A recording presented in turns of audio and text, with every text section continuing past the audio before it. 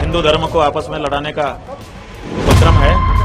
ऐसा कानून ले आओ जिसमें हिंदू एक जाति दूसरी जाति के साथ ताल ठोक के खड़ी हो जाए। देश की यूनिवर्सिटियों में वाल है, छात्रों में डर है, सोशल मीडिया पर आग लगी हुई है और हर तरफ बस एक ही सवाल गूंज रहा है, यूजीसी कानून वापस होगा। हर स्टूडेंट, हर पेरेंट और हर समाज आज यही पूछ रहा है, आखिर सरकार कब सुनेगी। तो चलिए पूरा मामला आसान भाषा में समझते हैं। नमस्कार दोस्तों, मैं आशीष ठाकुर और आप देख रहे हैं आपका अपना न्यूज़ प्लेटफॉर्म समाचार धमाका। दरअसल 13 जनवरी 2026 को यूजीसी यानी विश्वविद्यालय अनुदान आयोग ने higher education institution equity regulation 2026 लागू किए। यूजीसी और सरकार का कहना है कि इन नियमों का मकसद कैंपस में भेदभाव रोकना और बराबरी का माहौल बनाना है। इसके तहत हर कॉलेज और यूनिवर्सिटी में equity committee, equal opportunity centre और शिकायत के लिए सिस्टम बनाने की बात कही गई। लेकिन जैसे ही ये नियम लागू हुए, वैसे ही देश भर के विश्वविद्यालयों में हंगामा मच गया।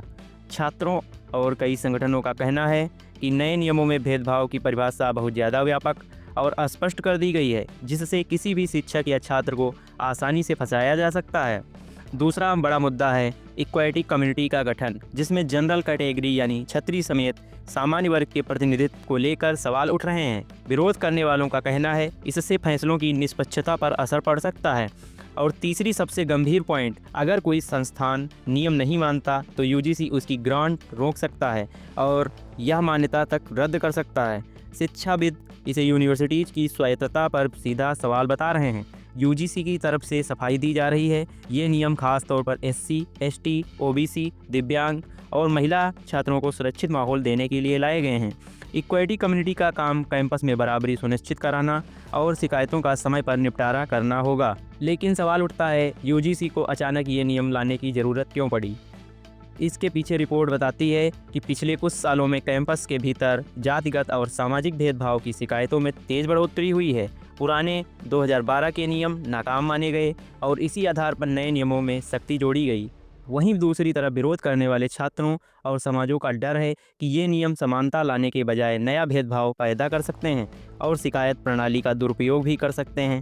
शंकराचार्य अभिमुक्तेश्वर आनंद जी ने सीधे सरकार पर धावा बोला, जहां उन्होंने साफ कहा कि ये नियम हिंदू समाज को आपस में बांटने की साजिश है। शंकराचार्य जी का कहना है कि ऐसा कानून लाया जा रहा है जिससे एक जाति दूसरी जाति के खिलाफ खड़ी हो जाए, लोग आपस में लड़ें और समाज कमजोर हो। उन्होंने इसे हिंदू समाज को तोड़ने का प्रयास बताया। हिंदू धर्म को आपस में लड़ाने का उपक्रम है।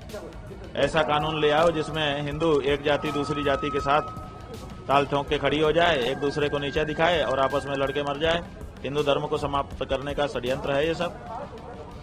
ये वो सरकार कर रही है जो अपने आप को हिंदू हिंदू सरकार कहती है। शंकराचार्य जी के इस बयान के बाद मामला और ज़्यादा गर्मा गया है और दोस्तों, अब ये विवाद सिर्फ सड़क और कैंपस तक सीमित नहीं रहा। यूजीसी के इन नए नियमों को लेकर सुप्रीम कोर्ट में पीआईएल यानी जनहित याचिका दाखिल हो चुकी है, जिसमें मांग की गई है कि इन नियमों को रद्द किया जाए और फिर संशोधित किया जाए। याचिकाकर्ताओं का कहना है कि ये नियम संविधान के सनातन के अधिकार के खिलाफ हैं और कैंपस में नया तनाव पैदा हो सकता है। यानी अब गेंद सिर्फ सरकार के पाले में नहीं, बल्कि न्यायपालिका के दरवाजे तक पहुंच चुकी है। सरकार की तरफ से केंद्रीय शिक्षा मंत्री का कहना है कि इन नियमों का मकसद किसी एक वर्ग को निशाना बनाना नहीं है, बल्कि भेदभाव रोकना है। और यह भरोसा भी दिलाया गया है कि नियमों का दुरुपयोग नहीं होने दिया जाएगा। लेकिन सबसे बड़ा सवाल अभी भी वही है, यूजीसी कानून वापस होगा।